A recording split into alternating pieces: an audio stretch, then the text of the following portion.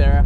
282 bills are taking effect tomorrow, and some of those new laws are creating and updating labor laws. And Israel LaRue explains the new laws and what they mean for employers going forward.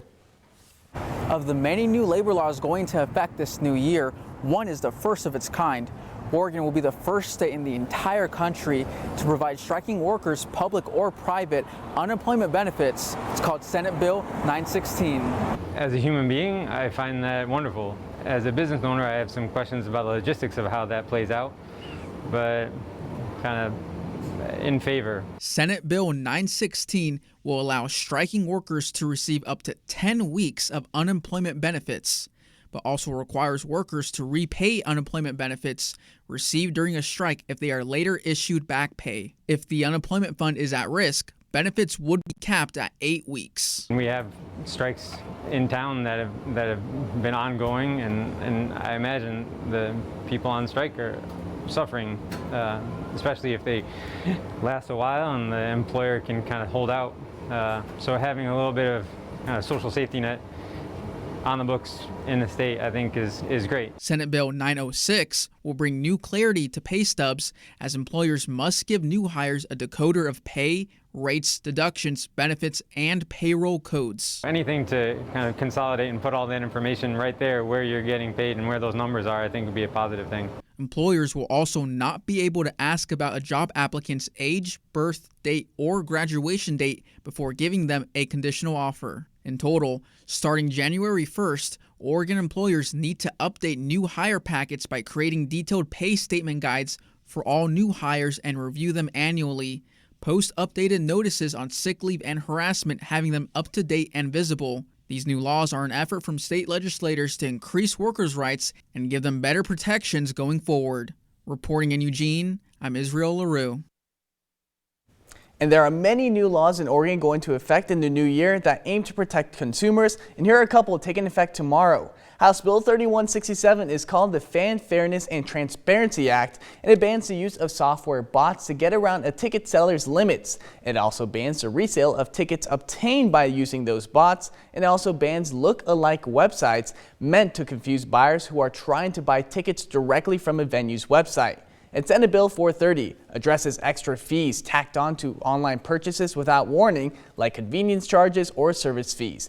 Under the new law, anyone selling goods online must include required fees and charges in the price they advertise or display online. The law doesn't include taxes or shipping costs, but the seller must declare those costs to the buyer.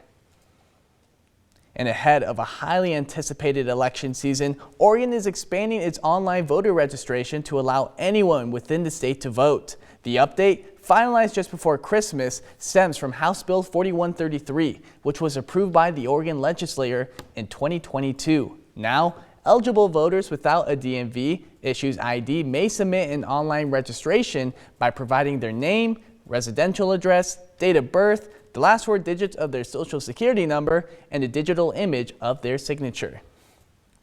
And a new California law set to take effect on New Year's Day aims to protect consumers by enhancing transparency in the car rental process. Assembly Bill 1374 is designed to improve online car rental transparency by ensuring consumers know whether they are renting a car, powered or electric vehicle. The law will require rental companies and third parties to clearly disclose the total estimated charges, including taxes and fees, as soon as they have the necessary rental information. And with a new set of laws coming in the new year, we're taking a look at some of the California laws that are coming that aim to bolster wildfire resilience and consumer protections across the state of California.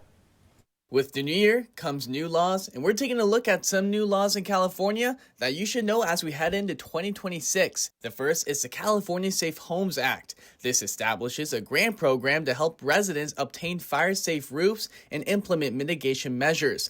This bill aims to address costly yet essential safety projects that many homeowners have been unable to afford. Next, the California Wildfire Public Model Act. This will create a public wildfire loss catastrophe model to help communities assess risk and plan effectively. Meanwhile, the Insurance and Wildfire Safety Act mandates regular reviews of wildfire safety regulations to ensure they reflect advancements in science and safety. And when it comes to new consumer laws, the Business Insurance Protection Act expands wildfire protection to commercial policies, covering a range of entities from businesses to nonprofits. The Fair Plan Stability Act provides the fair plan with access to financial resources like catastrophic bonds, ensuring it can meet consumer claims during major disasters and prevent sudden premium hikes or ensure bankruptcies. In healthcare, new laws include increasing consumer protections in student health insurance and infertility treatment healthcare coverage. These laws address student insurance flexibility and require coverage for fertility treatments, respectively. These measures represent a significant step forward in protecting Californians from the increasing threats of wildfires and ensuring robust consumer protections.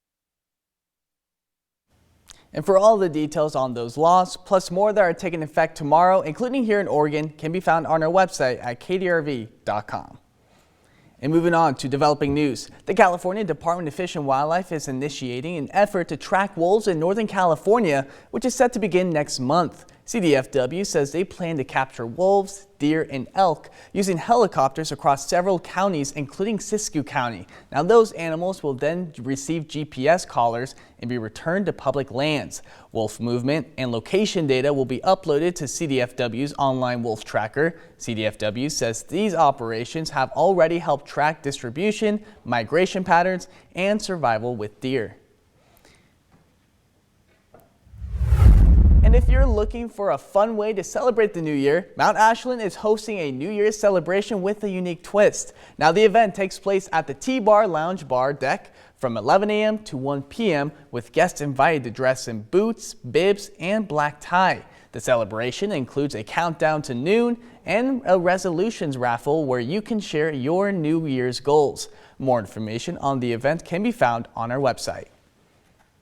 And Mount Shasta Ski Park had a successful opening weekend, kicking off their 40th season.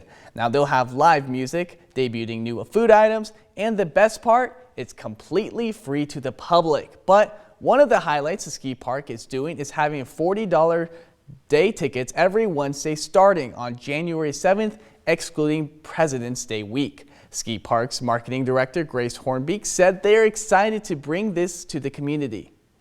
Focused on that locals and making skiing as accessible as we can, and so we thought what a fun way to celebrate being 40 years in our community, then kind of giving back.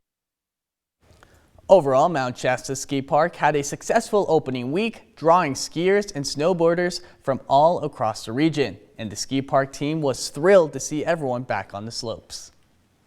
And Jackson County Sheriff's Office and several other police departments will be hosting a virtual ride-along on New Year's Eve as part of their high-visibility DUII enforcement. Now, starting at 8 p.m. tonight, photos and videos from DUII stops and other notable calls will be shared on the Jackson County Sheriff's Office Facebook and social media pages.